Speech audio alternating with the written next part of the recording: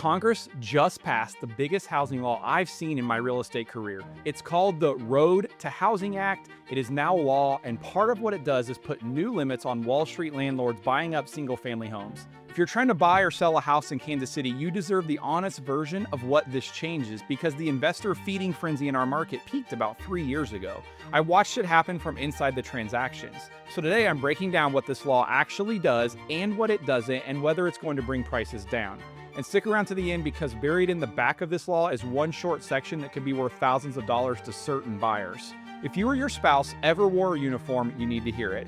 I'm Joe Nelson, 21 years Air Force, team leader of the Nelson Home Group at Keller Williams KC North, and I'm both a realtor and a licensed mortgage originator. So I read this law the way a lender and an agent would read it, not the way a headline writer does. Real quick, I make these videos because I actually want to work with you. So if anything today applies to your situation, my contact info is right below this video. Now, what actually passed? The full name is the 21st Century Road to Housing Act, and it became federal law on July 11th. Forget the full text of this housing bill. 3 things in it actually matter for you. First, it pushes for more housing supply. There's a $200 million a year innovation fund that rewards cities for actually approving more housing. New guidelines for apartment buildings up to 6 stories with a single stairway, and fewer federal hoops for infill projects. Second, it goes after the small loan problem, and I'll come back to that one because it matters more than people realize. Third, the headline everybody's fighting about: new restrictions on large institutional investors buying single-family homes. That's the part I want to slow down on, because the headlines are getting it wrong in both directions, in my opinion. Here's what the law actually says. If an investment company controls 350 or more single-family homes, it's now generally prohibited from buying more of them. The penalties are real: $1 million per violation, or 3 times the purchase price, whichever is greater. But before you celebrate or panic, 3 details that matter. 1, nobody is forced to sell anything. Every home these companies already own, they keep. 2, the restriction doesn't even kick in until January 7th of next year. That's 2027. There's a built-in grace period. 3, the exemption list is long. Build-to-rent communities are exempt. Homes they substantially renovate are exempt. They can still buy from each other, and they can still buy foreclosures. There's even a runway into early 2029 where they can keep buying from smaller investment groups. So is this a ban on Wall Street buying houses? No. It's a speed limit on the next feeding frenzy, not a reversal of that last one. If you remember one sentence from this video, I really hope this is the one that sticks. It's a slowdown, not a ban. And I think you deserve an agent who tells you that straight instead of selling you a headline. Now, let me tell you what this looked like on the ground here, because I lived it. Back in 2021 and 2022, right after COVID, we saw a wave of hedge fund and institutional buyers come into the Kansas City metro. And they were not buying mansions. They were buying the exact houses that our first-time buyers were writing offers on. Entry-level price points, sometimes that second move-up home too. Cash offers, fast closes, and some of them were flat out overpaying. I watched buyers I work with lose house after house to those offers, and then I watched what happened next. The big iBuyers, Open Door being the famous example, overpaid their way into our market. They put lipstick on a pig with light cosmetic flips and found out that KC resale buyers saw right through it. They lost a pile of money here. Over the last year or two, that whole wave has cooled way down. It still exists, and Open Door is still active in our market today, but it's just nothing like it was. And when the wave receded, my buyers started winning on houses again. And it's not because Kansas City got cheap, it's just that all those offers and cash offers stopped showing up.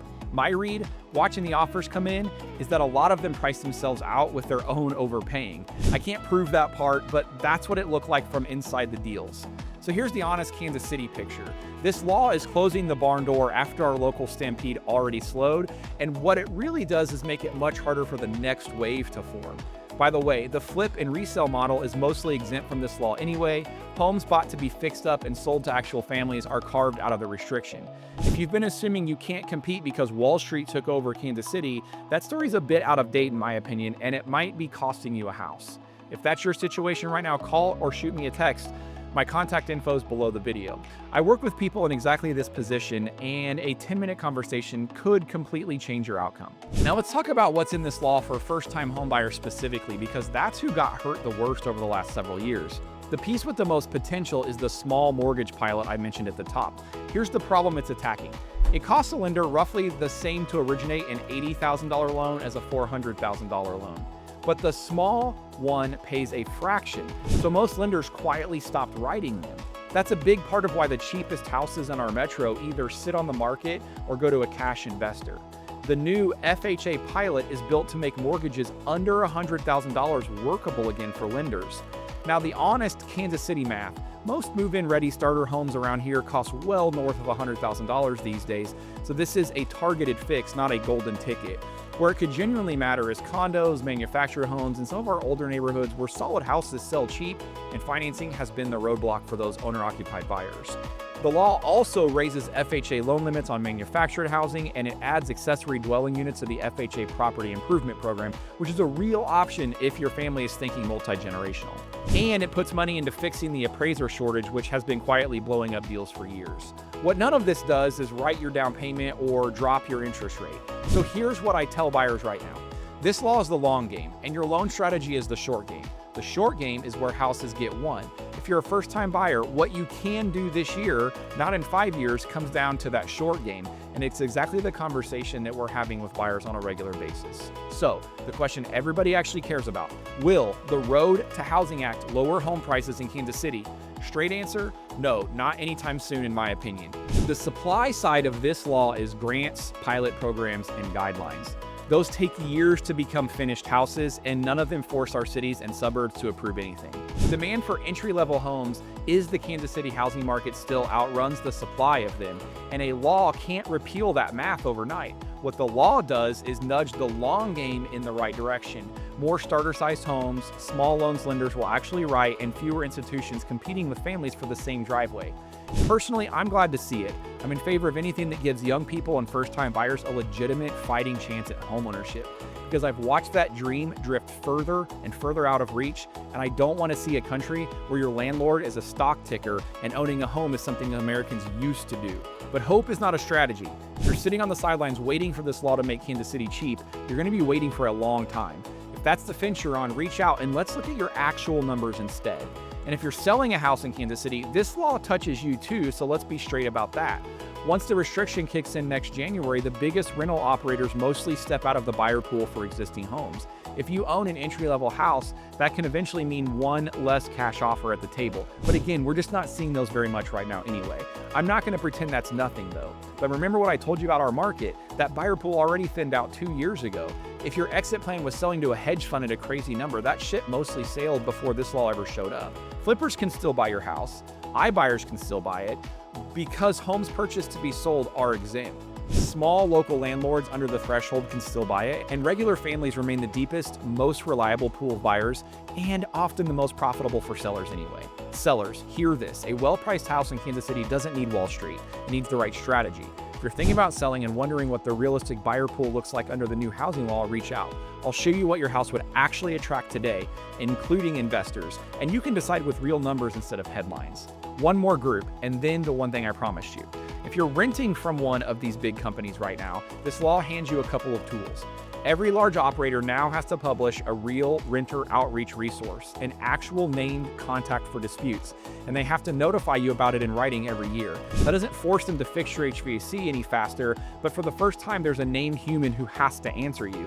And the rent-to-own and homeownership program exemptions in this law come with strings attached: market rate rent and rent reporting to the credit bureaus. The last one matters more than it sounds, because it means your on-time rent can finally help build your credit, and your credit is the bridge from renting to owning. If you're renting right now and you want off that treadmill, reach out. Getting people from lease to keys is a huge part of what we do. So what am I watching between now and next summer? 3 things. By early next year, the first company reports hit HUD, and we finally start getting real numbers on how many Kansas City homes these groups actually hold. January 7th, the purchase restriction goes live. And I'm watching whether Kansas City and our suburbs go after that innovation fund money, because those grants reward cities that actually approve new housing, and which of our metro cities steps up will tell you a lot about where Kansas City real estate is headed.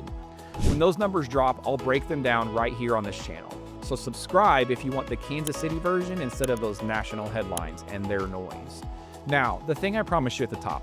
Buried in Section 601 of the Road to Housing Act is a piece of this law I really like. Standard mortgage applications are now going to ask about your military service and flag that you may be eligible for a VA loan. And when you're looking at a government-backed loan, you'll get clearer disclosures comparing it side by side against your VA option. And let me be straight with you about why that matters. Most veterans I sit down with already know that the VA loan exists. Awareness, in my opinion, is not really the problem. The problem is knowing when it's the right tool, because it isn't always. I'm a VA loan specialist with 21 years in the Air Force, and there are meetings where I talk a veteran out of using their VA loan, because when we run their actual numbers, a different loan wins. What this law does is force that side-by-side comparison out into the open so the decision gets made on real numbers instead of whatever the lender leads with. And getting that choice right is worth thousands of dollars in either direction. So if you served, if your spouse served, or you're just not sure which loan actually fits your situation, I did put together a VA home buying guide for Kansas City that covers a lot of this stuff, plus some other questions that we answer for veterans. Head to my website and sign up, and you'll get it for free.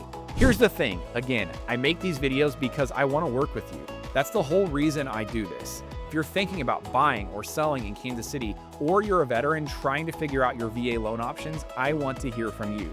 You can reach me right through the link below, however is easiest for you, and I'll be there. Don't sit on this waiting for a law to change everything. If buying or selling is already realistic for you, the sooner we talk, the more options you'll have. I'm Joe Nelson. Let's get to work.